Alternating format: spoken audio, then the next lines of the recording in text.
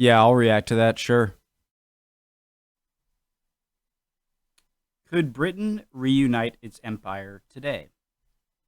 What if? Monsieur Z. Hi guys, storm rolling in. It's funny, it looks almost like it's bright outside when I look in the this thing, but it's really not. Fascinating. I know. Okay, let's go. My name's Connor. I like to watch things on the internet. Let's go. Politics from there was a time when global All right, he's politics American. from Asia to Africa, from Europe to America, were deeply interwoven with the policies and whims of Britain and its world-sprawling empire. Britain at its height held claim to lands on every continent, including Antarctica. The British, by virtue of their nature as an Guys, island, sorry, I always feel like the need to like say like these just random words like oh true, oh good, just as like a filler in the but like we know each other well enough now. Like I don't have to say a random thing every like minute and a half just to show you guys I'm paying attention. We get it, right? Like I don't have to be like, huh, sure, yes. Let's go. placed a heavy emphasis on naval advancement and overseas trade from an early point. They were an up-and-coming power whose technological development was priming this geographically disconnected European realm to one day assume a leading role on the continent and beyond. Consequently, the British were growing at a rate which their measly islands could no longer sustain. If Britain was to continue growing in population, in strength, and in wealth, it would need more land and more resources. Fortunately for them, the New World had been opened up as a land of opportunity, the first of many in the extensive colonial empire that would be raised in the following centuries.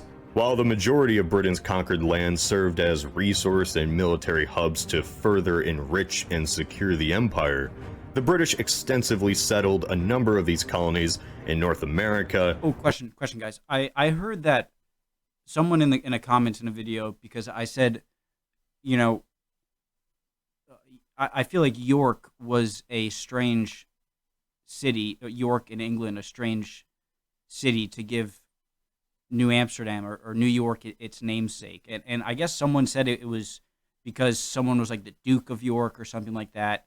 And so that's why it was called New York.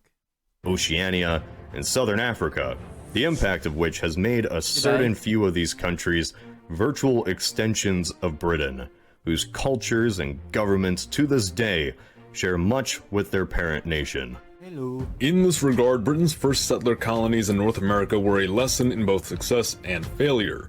Once holding dominion over nearly the entire eastern coast from Baffin Island in the north to Florida and the Caribbean islands in the south, and extending as far inland as the Mississippi River, this domain would be slashed in half by the end of the 18th century following the breakaway of the United States.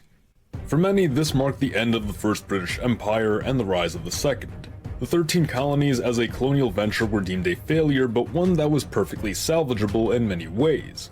Not only did the early American administrations favor a continued trade partnership with Britain, but thousands of colonials who remained Why loyal. does every video I watch where America is represented, it always has sunglasses on? Is that like a Joe Biden reference or something? To the crown would, over the course of the next few decades, resettle themselves in Britain's sparsely occupied northern colonies in modern-day Canada. These same settlers being responsible for carving out of culturally French Quebec the Anglo-American stronghold of Ontario, from which Britain would expand the Canadian domain westward until it finally reached the Pacific Ocean. Here, Britain would find yet another enormous landmass to claim, conquer, and settle, the continent of Australia and the neighboring islands of New Zealand. As we mentioned before, Britain's domestic islands could no longer support its rising population, especially come the Industrial Revolution.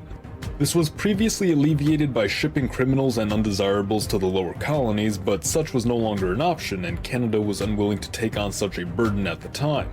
Consequently, Britain also feared that the presence of the United States would give criminals an incentive to escape justice by crossing the border, or inversely encourage the US to invade Canada, turning its prisoners loose and using them to terrorize the local population into accepting American rule. Thus, a better alternative was needed, something far away from rival powers, unclaimed by any nation, and large enough to house not only prisoners but new settlers in general. Australia was just what Britain needed.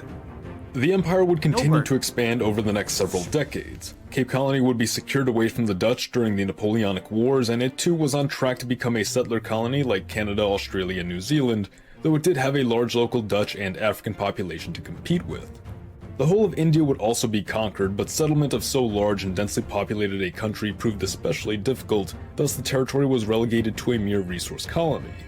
Eventually, the empire grew to become the largest the world had ever known, but with such size came new problems. How was one island to govern so many vast and distant lands at the same time defending not only them but itself from threats both foreign and domestic?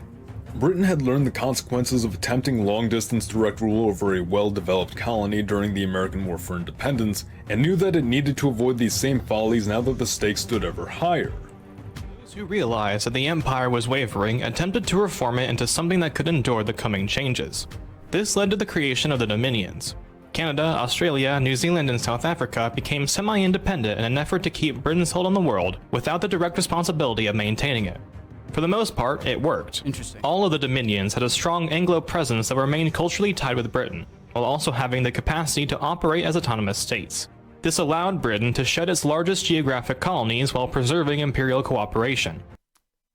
This is something new. I am learning this for the first time. Very nice. Britain could now focus on its personal and immediate agenda, as well as invest itself in the development of other colonies. It also prevented the same resentment which led to the breakaway of the US. Despite the benefits of this reform, there were fears that the semi-autonomous dominions would inevitably grow apart from the empire, ultimately abandoning it. This sparked calls to reorganize the empire into a massive imperial federation, in which all members could collaborate on a shared agenda. But before this plan could take off, Britain's involvement in the Great War dragged these dominions through 4 years of carnage. Britain had to fight off its enemies while also dealing with internal instability and the economy. The war revealed that even the all-powerful Britain had its limits. The Great Depression, post-war recession, rebellions in the non-Dominion colonies, and revolutions abroad simply added more strain to the empire. When Hitler rose to power in Germany and invaded Austria and Czechoslovakia, Britain did not intervene.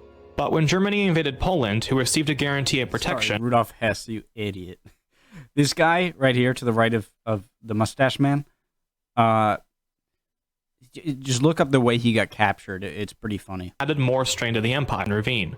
When Hitler rose to power in Germany and invaded Austria and Czechoslovakia, Britain did not intervene. But when Germany invaded Poland, who received a guarantee of protection, Britain was forced to act.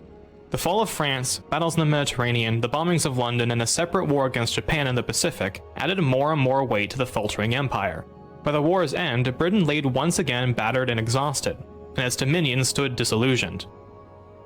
America had been the industrial powerhouse during the war. America spearheaded the invasions of France and Italy, and America defeated Japan in the Pacific. It was a new world, and with Britain crippled, America was simply better equipped to face it. Britain was now subject to America's demands, and of those demands with a new policy of decolonization. How the turntables... The West could no longer appear as the imperialist oppressor when communist propaganda was being increasingly targeted at the developing world.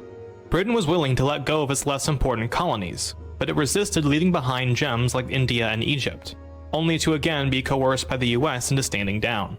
By 1980, there was almost nothing left of the global empire. Canada and Australia drifted closer to the United States, and Britain soon found itself tied to Europe and the emerging European Union.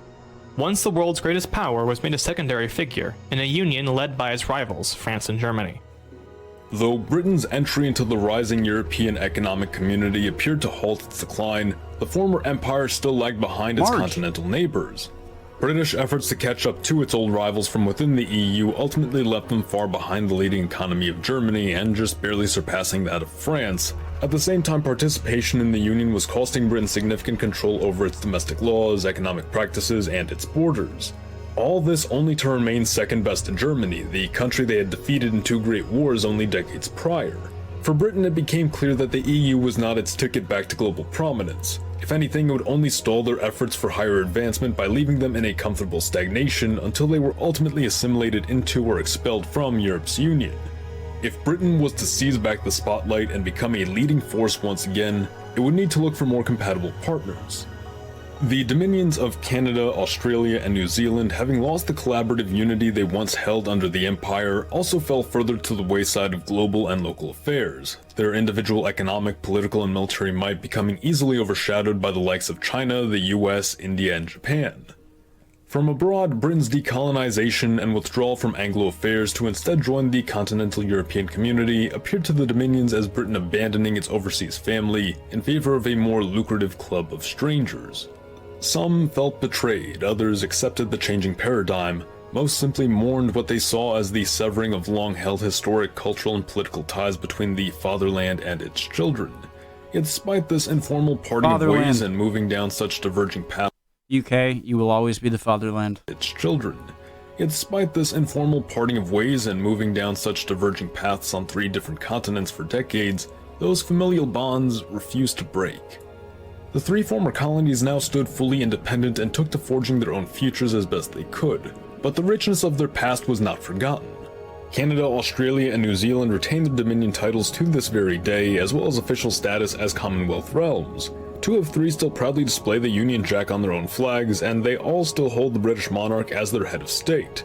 Today, all 4 countries regularly collaborate on joint ventures related to defense, economics, and foreign policy, though often find much red tape obstructing their path. Even at the citizen level, there's a tremendous degree of kinship felt between these countries to the point that they each contribute largely to one another's foreign-born populations.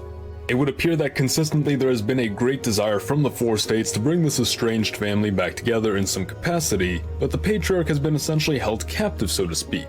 That is, until recently.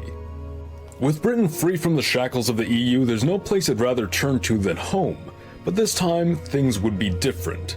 The Dominions have matured and now stand on their own 2 feet without need for Britain's guidance, but they can't deny the fact that they're still stronger together. Not a return to Imperial ways, but a bold new strategy is what is needed. A pact that would see barriers lifted, streamlined cooperation effectively facilitated, and cultural ties strengthened, all whilst preserving the sovereignty of each nation involved. This is the Kanzuk Plan. While on the surface you might think of Kanzuk as a restored British Empire, it's actually a bit more complicated than that. As we already went over, once these colonies achieved a large enough settler population and demonstrated the ability to properly govern, Britain knew that it would have a hard time keeping a hold over them and that the best course of action would be to simply grant them more local autonomy while preserving the most useful aspects of the relationship. Loyalty was never a major issue, as once again these countries had been virtual extensions of Britain itself, sharing much the same culture, practices, and overall ambitions. They're essentially the same people, separated only by geography. Thus, Kanzuk is a very natural evolution of Britain's original Dominion strategy, to respect the local autonomy of each member as a co-equal within the Empire, but to maintain a moral obligation to support one another both for mutual enrichment and in times of need. The 3 pillars of the Kanzuk Plan are as follows. 1. Free movement between each of the Kanzuk countries to help rekindle relations across the Anglo world and allow for greater job opportunity. In this regard, Kanzuk draws heavily upon the Trans-Tasman Travel Agreement implemented between Australia and New Zealand. What that translates into is the ability to freely move between, reside in, and practice your profession across any of the Kanzuk countries. To ensure the safety of all within the Union, limitations on travel will of course exist for those convicted of serious crimes, those diagnosed with an infectious disease, or those deemed to be a threat to national security. The second pillar of the Kanzuk Plan is free trade, so that commerce between these states might be streamlined, allowing for cheaper prices within the Kanzuk countries, while also making the Union a far more competitive force on the international scene. Kanzuk, however, does not intend on taking further action to encourage preferential trade between its countries, and leaves the door open for any member to establish independent trade relations with non-Kanzuk nations. The third major pillar of the plan is cooperation on matters of foreign policy. This would see the Kanzuk countries develop a shared defense agreement which would build off already existing programs established alongside the United States to allow for maximum interoperability between the 4 powers to defend shared interests in the Atlantic and Pacific. Can I just say, I think Australia and New Zealand would benefit with this more than anyone because of their distance. I mean, Canada and the U.S. are always kind of joined at the hip, so I mean, Canada really has no big foreign policy danger, even without the UK. But I mean, you're in the middle of nowhere in terms of the Anglosphere. You're way over in southeastern Indian Ocean. You got the big China over there. You got Indonesia, which is a large populated country. India, Japan. So I feel like they would benefit the most. No. By the way, I'm trying to learn. Believe me, I'm not in a teaching position. So if I say anything that seems like I'm certain, just call me out.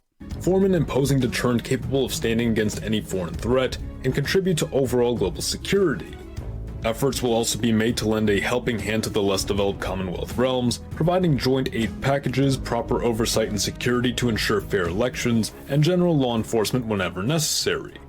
If the kanzuk plan were successful, it certainly would become quite a formidable force on the world stage. But exactly what effects and how notable would this power be? To get a clearer picture, let's look at some overall stats for this hypothetical nation. It would cover an area... What has a bigger population, I wonder? New Zealand, Australia, and Canada put together, or the UK? Of 18.2 million square kilometers, or around 7 million square miles. This would make the nation the largest in the world area-wise, being roughly 1 million square kilometers ahead of Russia and around twice the size of the US and China. It would also have a population of 136.6 million, making it the 10th most populous nation in the world, a bit ahead of Mexico and Japan, but still behind Russia. The economy is where this nation would really shine, as all members are among the richest nations in the world. Its combined GDP would be around 6.5 trillion, making it the world's third largest economy. It would be a fair bit larger than the economy of Japan, but still at around half the GDP of China and a third of the US. Per capita, this nation would also be among the richest in the world, with a GDP per capita of just under 46,000, making it the 21st in the world, still a fair bit behind the top tiers in the world of the United States, the Nordic countries, Switzerland, etc., but very similar to countries like Germany. I wouldn't have expected the US's GDP per capita to be that high, honestly. On the world stage, this nation would likely be an incredibly important ally and partner of the US, as it would be the second most prominent and influential Western-style democracy in the world. It would also be in a position where it would have to work with the US, as it would still be inferior in its military might and economic power, and would share the world's longest border with the US. Considering how the UK has acted as a partner of the US in its many endeavors around the world ever since the Second World War, this nation would likely play a similar role, but the relationship would be a lot less one-sided, as this union on its own would be a significant force to contend with and could certainly defend itself against most potential foes. It would make it so the Western world has two major world players, or three if you count the European Union. Kanzuk would also have a very notable sphere of influence. I imagine many former British colonies that were not settler colonies would have a very close relationship with the Union today. The Commonwealth nations as a whole would likely be even more interconnected, with kanzuk as the main power and voice within it. With kanzuk as a world player, quite an interesting dynamic would play out in Africa and Asia. China, as they are already doing in the real world, would be attempting to expand their influence across the developing world with infrastructure projects and economic support. But with this more interconnected Commonwealth of Nations, China would not just have to contend with American influence in Asia, but also the kanzuk sphere of influence in both Asia and Africa. As is shown here, Africa would be highly contested, with the red nations leaning towards kanzuk, the orange ones being contested, and of course the yellow ones leaning towards China. The biggest consequence geopolitically from kanzuk rising as a world power would be that China would face a lot more challenges geopolitically, as two strong Western powers, working alongside each other, would be contesting Chinese attempts at expanding their sphere of influence at every turn. This could potentially limit the rise of China if it does turn out to be a trend that continues. So while kanzuk might appear to some as a... I just want to say, that's a lot of pretty darn, like, I feel like over here in Southeast Asia, none of these, I mean, Japan, but militarily, they're still kind of handicapped by what happened in World War II, the treaties and defense agreements and whatnot. But all of these, like you got in Indonesia, Vietnam, Philippines, Taiwan, South Korea, Japan, although none of them is like a number one top tier. You could say Japan, I guess, is a top tier I guess not military country because of their handicaps. But you got South Korea. Like every one of those is a pretty significant country, and adding them together, not to say they would have a union as well, but it is pretty strong. It does turn out to be a trend that continues. So while kanzuk might appear to some as a return to imperial ways, it's actually something altogether new which draws upon successful policies of the past. You what, mate? But what if things went even further? What if instead of merely following the kanzuk model, Canada, Australia, New Zealand, and the UK pushed for an even closer union? An imperial federation of sorts. Immediately, the biggest difference between the two models would be the creation of a single currency, a joint court system, and a centralized government. While it's likely a federation of the kanzuk countries would allow each state to retain its local parliament, a higher government would be formed capable of passing federation-wide legislation, collecting taxes, and more directly managing the resources and assets of the kanzuk countries. In contrast to the EU, kanzuk has strictly emphasized its opposition to the concept of federalization or progress toward a closer union. However, it should be pointed out that if kanzuk were to attempt this, it would be able to do so with far greater ease, as unlike the EU, which encompasses 24 different languages, 27 different countries, all with distinct legal codes and housing several distinct identities who carry a long history of animosity, the kanzuk countries all share a majority language or fewer in number and hold a history of collaboration and kinship. If any federation... That's the thing. As much as people don't want to say it matters, it absolutely matters. Culture matters in the unity of a country, and it's one of my biggest holdups about the European Union expanding. Let me know if you think I'm wrong, please. I'm going to say what's on my mind, though. I might be wrong, but that's the big thing against increasing federalization or centralization of power in the European Union. I think is because you guys don't like it. You're not the same. Like you're so much more different than like states in the U.S. are. Like for instance, with the UK, you could say Ireland as well, maybe even South Africa to a degree, U.S., Canada, Australia, New Zealand. You could go to any one of those places. Maybe Quebec and Canada would be a little difficult. Any one of those places, and the culture and atmosphere and language is going to be, the language is going to be very similar, obviously, all English, and the culture is going to be very similar, and much less area, being Europe. You have a bunch of countries that have bad history together, not to say that US and UK... I'm going against my own point here. I think you get what I mean. I just think that it would be so much more easy to centralize power in a union like the one Monsieur Z is proposing than a European Union. A union of such great size were to be successful, there's likely no better candidates in all the world than the kanzuk countries. Though it's likely they'd enter into this federation under the Dominion standard of co-equal states within the Empire, there's no doubt Britain itself would hold a special role in the Union given its role in creating the other countries.